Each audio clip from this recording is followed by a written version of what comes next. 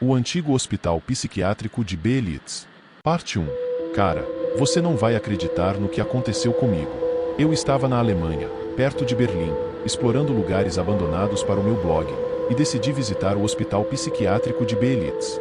Sim, aquele mesmo, o hospital onde Hitler foi tratado durante a Primeira Guerra Mundial. O lugar é enorme, um labirinto de corredores e salas vazias, e tem uma vibe que te arrepia até os ossos. Então, eu estava lá, filmando com minha GoPro, quando comecei a ouvir passos atrás de mim. Pensei que fosse outro urbex como eu, mas quando olhei para trás, não tinha ninguém. Continuei andando, e os passos continuaram, sempre à mesma distância de mim.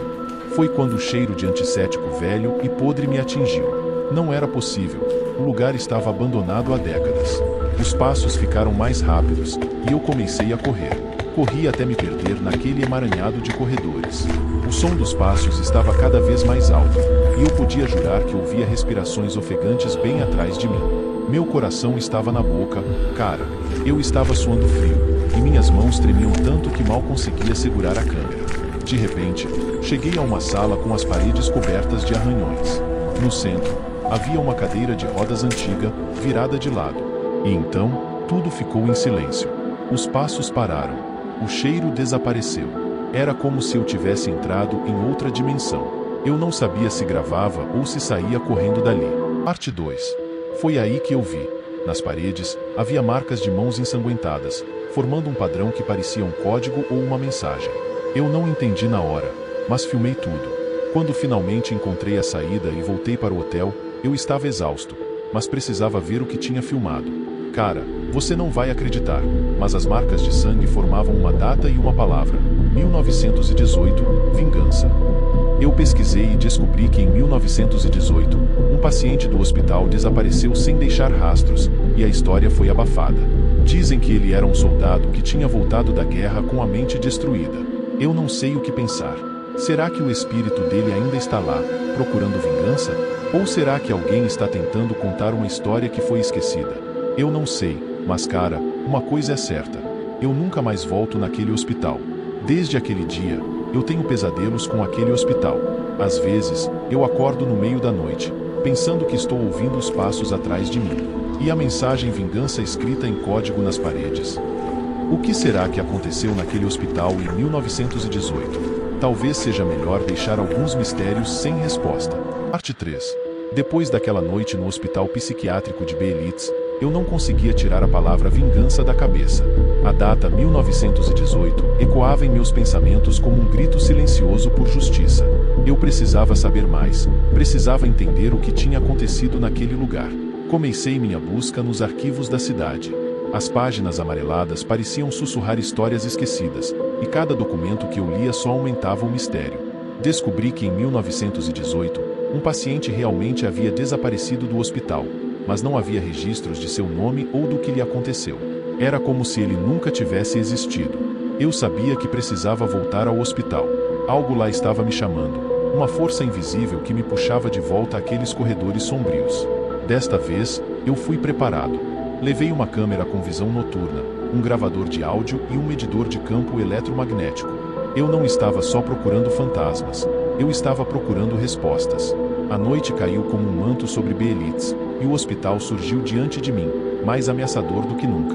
Os corredores estavam silenciosos, mas eu podia sentir a presença de algo, ou alguém.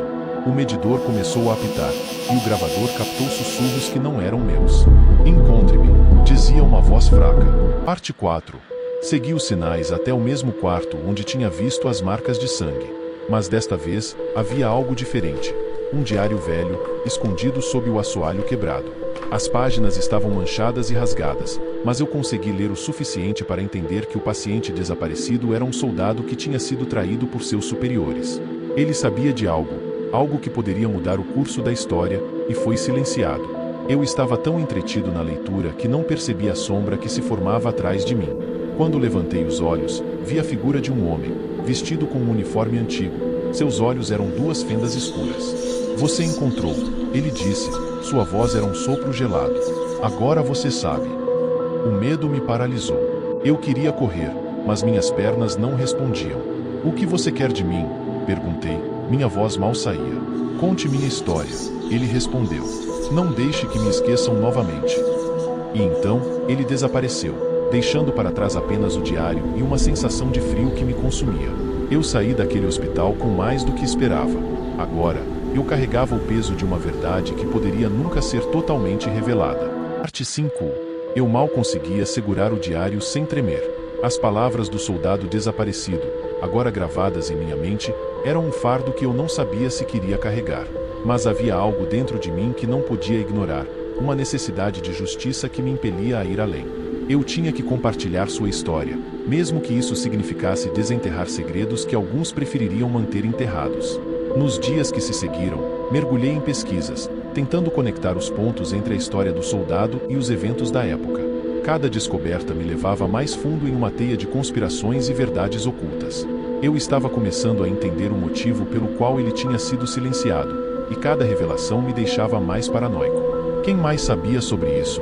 Eu estava em perigo por desvendar esses segredos?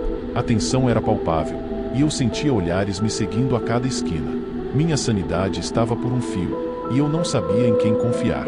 As paredes do meu apartamento pareciam se fechar sobre mim, e eu via sombras se movendo no canto dos olhos. O medo de que o passado do hospital viesse me assombrar era constante, e eu começava a questionar minha própria realidade. No entanto, eu sabia que não podia parar. A história do soldado era maior do que eu, maior do que qualquer medo que eu pudesse sentir. Com mãos trêmulas, comecei a escrever um artigo, expondo tudo o que tinha descoberto. Quando finalmente publiquei, senti um misto de alívio e terror. Eu tinha feito a minha parte, mas a sensação de que algo ainda estava por vir nunca me deixou. O eco daquela palavra, vingança, ainda ressoava em meus ouvidos, e eu sabia que a verdadeira história estava apenas começando a se desdobrar. Se gostou do conteúdo, deixe o like, comente e compartilhe para ajudar o canal.